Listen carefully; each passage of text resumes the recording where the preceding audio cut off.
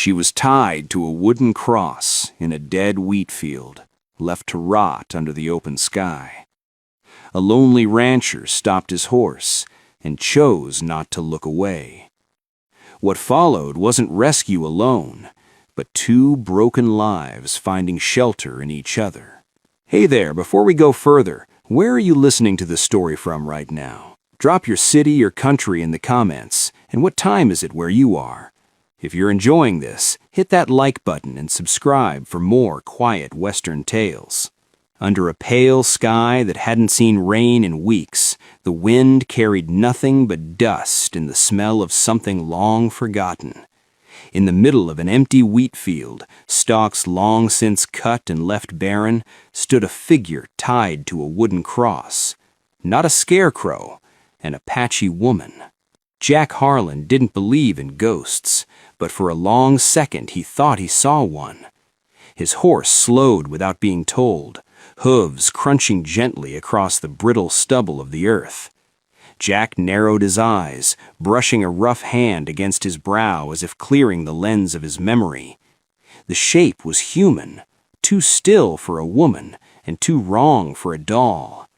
Her deerskin dress, sun-faded and torn at the hem, clung to her knees. Her arms had been tied outward with coarse rope. Her face was turned away, but he saw her legs bare and bruised, planted like she belonged to the land. He dismounted, boots hitting the dirt with the thud of decision. He approached slowly, not out of fear, but respect. Whatever this was, it wasn't new. The ropes had cut deep, blood had dried, yet something inside her still held. Then she turned her head just slightly. Her voice came hoarse as wind through dry grass. "You gonna finish what they started?" Jack didn't answer. His jaw clenched around silence, a language he knew better than words. He drew his knife, not quick like a threat, but careful and slow. She flinched anyway. "Don't untie me unless you mean it," she whispered. "I do." His voice was low, like a prayer forgotten but still spoken in faith. He cut the ropes with gentleness that didn't belong to a man his size. Each strand gave way with a snap. When her arms dropped, she didn't fall. She stood. That surprised him most of all. She blinked as if the world was too bright, even under a colorless sky. Her lips trembled, not with fear, but with the weight of having been seen. "I didn't cry," she said, "not once. You don't have to now either." The silence between them wasn't awkward. It was thick with something else, something neither of them had asked for. He led her to his horse, and she didn't resist. She rode behind him, barely holding on. He could feel her breath against his back like the smallest, saddest kind of trust. Jack didn't ask where she came from. Some stories don't need to be dug up to be known. Her skin was sunburnt along the neckline of her Apache dress. Her moccasins were missing. Her palms were blistered, and her silence said more than any confession ever could. When they reached his cabin, he didn't say, "Make yourself at home." That would have been a lie. The place barely qualified as one. Just a sloped-roofed shelter tucked into a hollow with a wood stove that wheezed like it might give up any day. But he offered her water.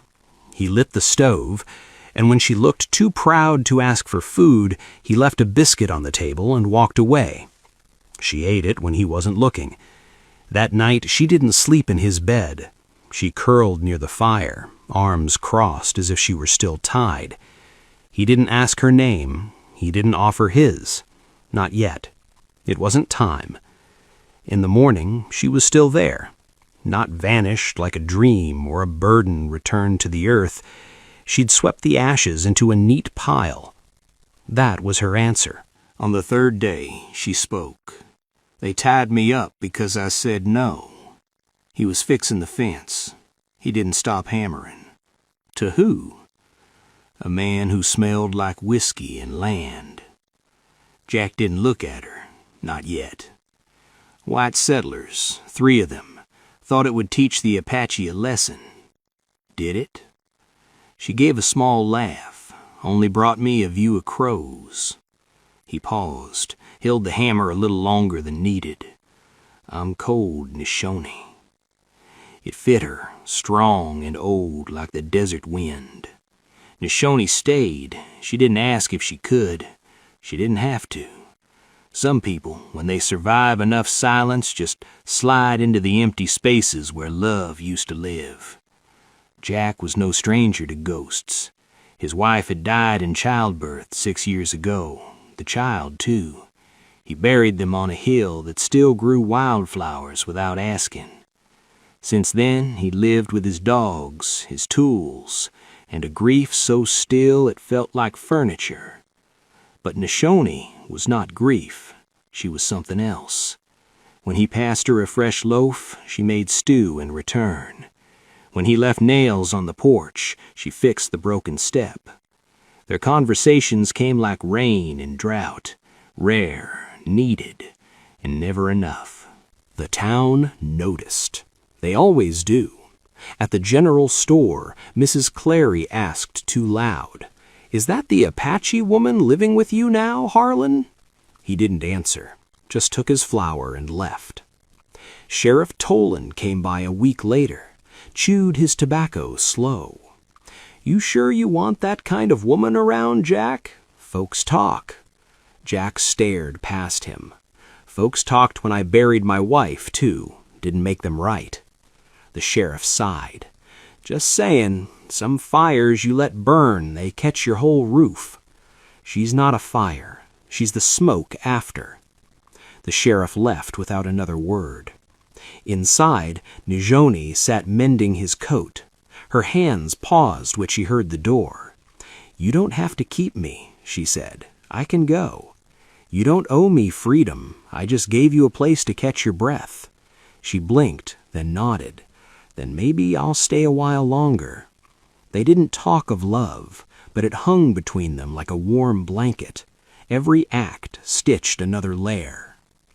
One night, while mending his gloves, she asked, "Did you ever want children?" His throat tightened. "I had one briefly." She set the glove down. "I'd have been a terrible mother," she said.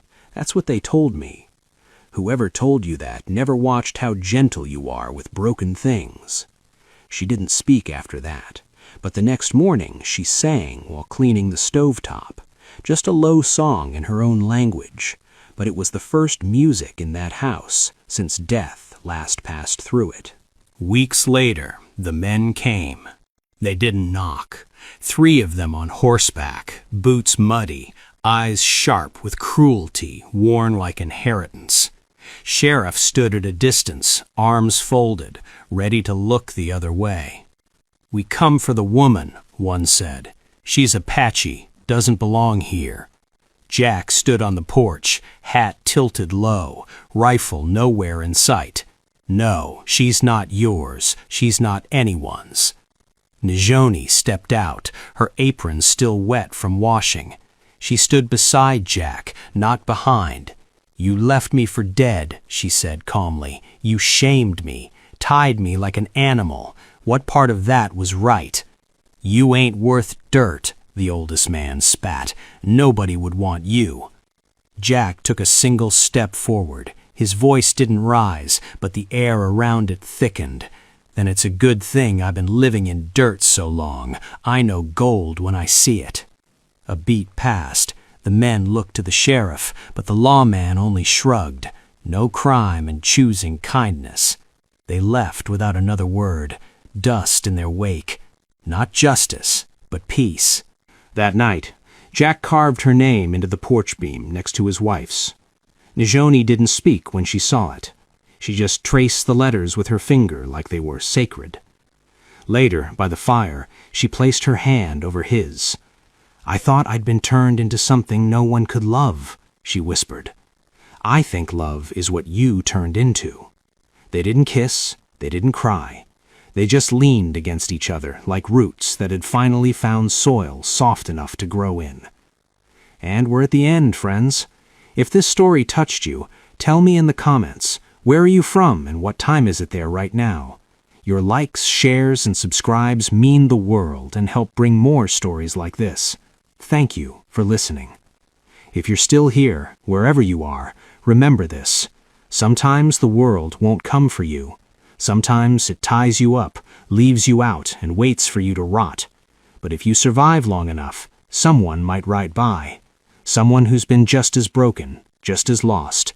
And if you're lucky, they'll stop, not to save you, but to remind you that you were never just a scarecrow. You were always someone worth freeing.